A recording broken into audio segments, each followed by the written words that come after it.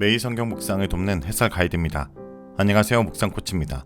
함께 읽고 나눌 말씀은 요한복음 14장 1절에서 14절까지 말씀입니다.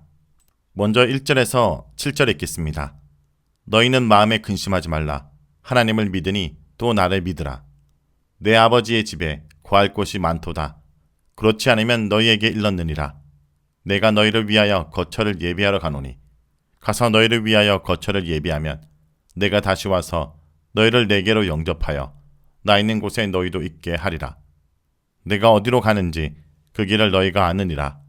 도마가 이르되 주여 주께서 어디로 가시는지 우리가 알지 못하거늘 그 길을 어찌 알겠사옵나이까. 예수께서 이르시되 내가 곧 길이요 진리요 생명이니 나로 말미암지 않고는 아버지께로 올 자가 없느니라. 너희가 나를 알았더라면 내 아버지도 알았으리로다. 이제부터는 너희가 그를 알았고 또 보았느니라. 요한복음 14장은 예수님의 십자가 죽음이 가져올 혜택에 대해서 설명합니다. 여기서 예수님은 당신이 아버지께로 가심으로 말미암아 신자들이 하나님의 거처가 되고 성령이 오셔서 영원히 그들과 함께 하실 것을 설명하십니다. 15장에서 16장에 등장할 성령님의 오심에 관한 주례를 미리 예고하고 있습니다. 1절에서 7절에 예수님은 제자들의 처소를 마련하기 위해 떠난다고 하십니다. 너희는 마음에 근심하지 말라 에서 너희라는 말은 이 말이 공동체에게 주어진 교훈임을 가리킵니다. 예수님은 제자들에게 하나님과 자신을 믿는 믿음을 가지고 동요하지 말고 걱정하지 말라라고 명령하십니다.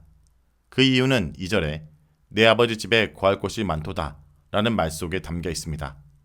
제자들이 걱정하지 말아야 될 또 다른 이유는 예수님이 아버지 집에 제자들을 위해서 초소를 마련하러 가시는 것이기 때문입니다.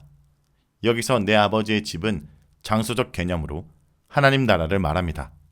좀 더 구체적으로 그것은 하나님께서 거하시는 성전의 성취인 그리스도의 몸으로서의 교회 공동체를 의미할 수도 있고 성전의 원형인 하늘을 의미할 수도 있습니다. 요한계시록 21장 1절에서 22장 5절과 히브리서 12장 22절은 교회 공동체와 하늘의 개념을 연결하여 완성된 교회 공동체인 하늘도성 새 예루살렘으로 언급하고 있습니다. 선한 목자로 오셔서 예수님이 양들을 위해서 안락한 우리와 목초지를 마련하고 인도하듯이 종말의 제자들을 위한 하늘 처소를 마련한다는 것입니다. 예수님이 처소를 예비한다는 것은 두 가지 관점을 가지고 있습니다.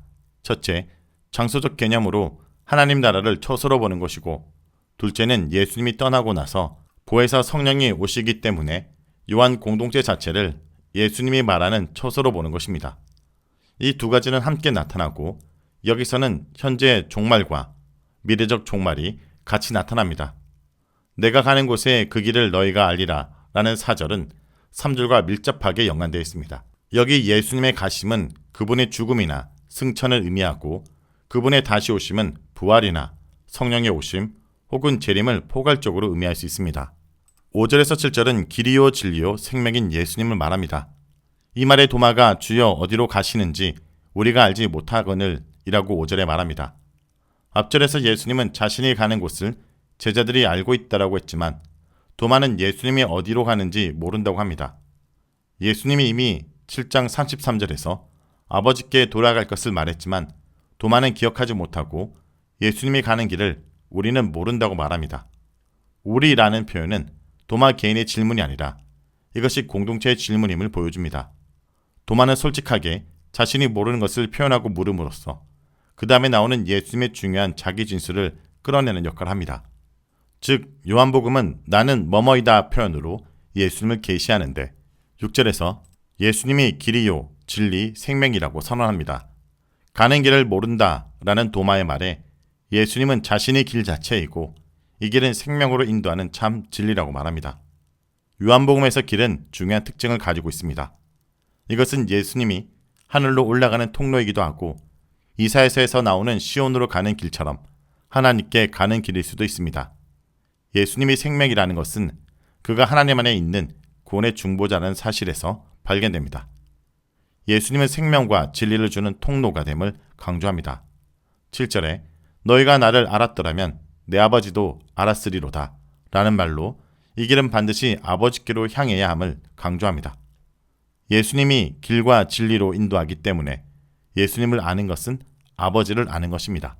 다음은 8절에서 14절 읽겠습니다. 빌립이 이르되 주여 아버지를 우리에게 보여주옵소서. 그리하면 족하겠나이다. 예수께서 이르시되 빌립아 내가 이렇게 오래 너희와 함께 있으되 내가 나를 알지 못하느냐. 나를 본 자는 아버지를 보았거늘 어찌하여 아버지를 보이라 하느냐. 내가 아버지 안에 거하고 아버지는 내 안에 계신 것을 내가 믿지 아니하느냐.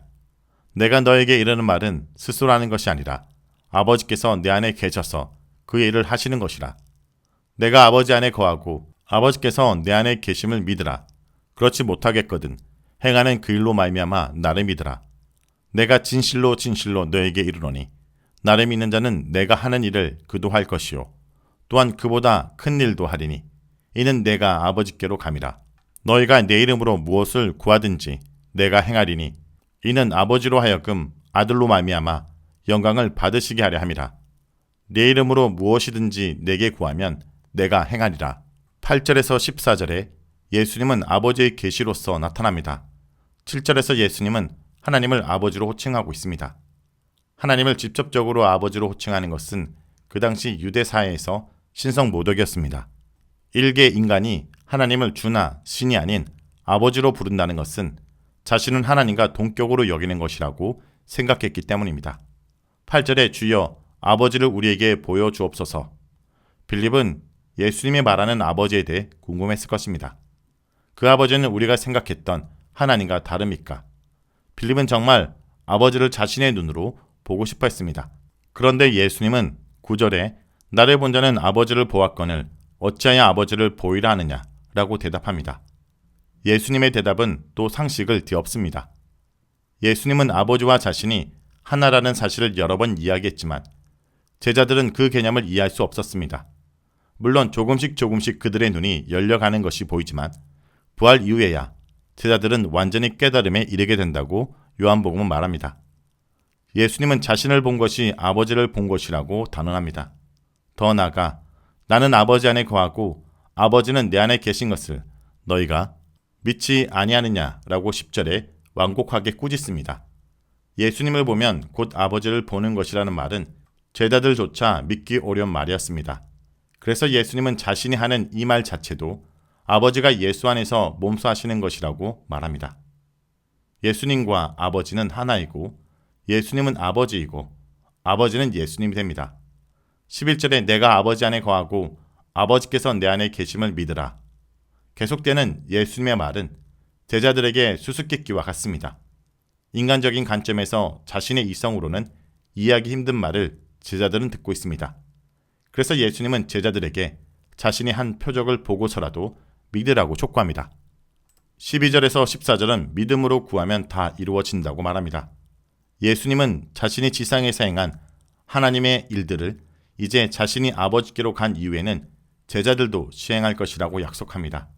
12절에 나를 믿는 자는 나의 하는 일을 그도 할 것이요 또한 그보다 큰 일도 하리리. 예수님 안에서 능력을 행하신 하나님께서 앞으로는 제자들 안에서도 그 능력을 행하시리라는 것입니다. 예수님이 했던 일들을 할 뿐 아니라 그보다 더 큰 일도 할 수 있다는 말은 제자들이 믿음을 가질 때 그들도 아버지와 하나가 되어 많은 열매를 거둘 수 있다라는 15장의 포도나무의 비유를 떠오르게 합니다. 이런 능력을 행하려면 제자들은 기도해야 합니다. 그런데 기도의 대상이 하나님이 아니라 예수님 자신이라고 말하는 것이 특별합니다. 예수님을 믿고 그의 이름으로 구하면 모든 것이 이루어질 것이라고 약속한 것입니다. 이는 예수님과 하나님 사이의 일체성, 그리고 하나님과 제자들 사이에 예수님의 중보자로서의 역할을 강조하여 보여주고 있습니다. 능력을 행하기 위해 제자들에게 필요한 것은 예수님에 대한 절대적 믿음입니다. 자, 여기까지가 요한복음 14장 1절에서 14절까지 말씀입니다. 오늘 말씀을 통해 우리는 무엇을 묵상하고 적용해야 할까요? 예수님은 우리의 길과 진리와 생명이 되십니다. 예수님은 하나님께 가는 길로서 하나님의 진리와 생명의 중보자가 되시기 때문에 예수님을 통해서만 하나님을 알 수 있습니다. 하나님은 예수님의 십자가 죽으심과 부활 안에서 자신을 완전히 계시함으로 우리가 하나님을 바로 알 수 있게 하셨습니다.